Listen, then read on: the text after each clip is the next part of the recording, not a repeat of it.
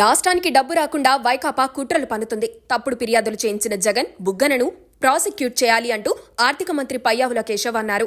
రాష్ట్ర ప్రభుత్వం ఏపీఎండీసీ ద్వారా జారీ చేసే బాండ్లలో పెట్టుబడులు పెట్టవద్దంటూ ఉదయభాస్కర్ అనే వ్యక్తితో 200 జాతీయ అంతర్జాతీయ కంపెనీలకు మాజీ సీఎం జగన్, మాజీ ఆర్థిక మంత్రి బుగ్గన రాజేంద్రనాథ్ రెడ్డి మెయిల్స్ చేయించారని రాష్ట్ర ఆర్థిక మంత్రి పయ్యావుల కేశవ్ ధ్వజమెత్తారు. అయినా ఆర్థిక సంస్థలు వాటిని పట్టించుకోకుండా చంద్రబాబుపై నమ్మకంతో బాండ్లు కొనుగోలు చేశాయని వివరించారు.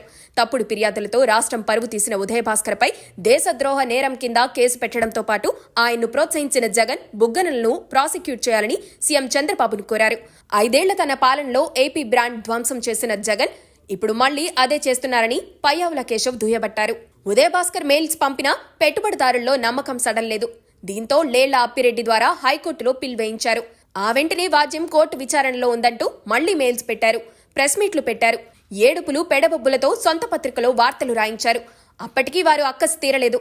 ఎంపీ పార్లమెంట్ ఆర్థిక కమిటీ సభ్యుడైన వైవి సుబ్బారెడ్డితో ప్రధాని మోదీకి ఆర్బీఐ, సెబీ సహా ఎన్నో సంస్థలకు ఫిర్యాదులు చేయించారు. సెబీ విచారణ చేసి అన్నీ సరిగా ఉన్నాయని తేలడంతో ఆమోదం తెలిపింది. దీనివల్ల రుణం తీసుకోవడంలో 15 రోజుల జాప్యం జరిగింది. ఇదంతా జగన్, బుగ్గనల అక్కసు ఫలితమే అని కేశవ్ మండిపడ్డారు. వైకాపా ప్రభుత్వ హయాంలో ఏపీఎండీసీ ద్వారా 7,000 కోట్ల రుణం తీసుకునేందుకు 2024 మార్చి 15న ఉత్తర్వులిచ్చారని, అప్పట్లో ఆర్థిక శాఖ మంత్రిగా ఉన్నది తానేనని బుగ్గన మర్చిపోయారా? తప్పు అప్పుడు జరిగిందా ఇప్పుడా అని కేశవ్ ప్రశ్నించారు. రాష్ట్ర సొంత ఆదాయంలో 99% జీతాలు, పింఛన్లకే ఖర్చవుతుందని కేశవ్ వివరించారు. గత 4 ఏళ్లలో 1 సంవత్సరంలో 107% ఖర్చు ఉందని, అంటే ఆదాయం చాలక అప్పు తెచ్చి చెల్లింపులు చేశారని తెలిపారు. తెలంగాణలో ఇది 45% మాత్రమేనని పేర్కొన్నారు. ఉద్యోగ సంఘాలతోనూ దీనిపై చర్చించామన్నారు.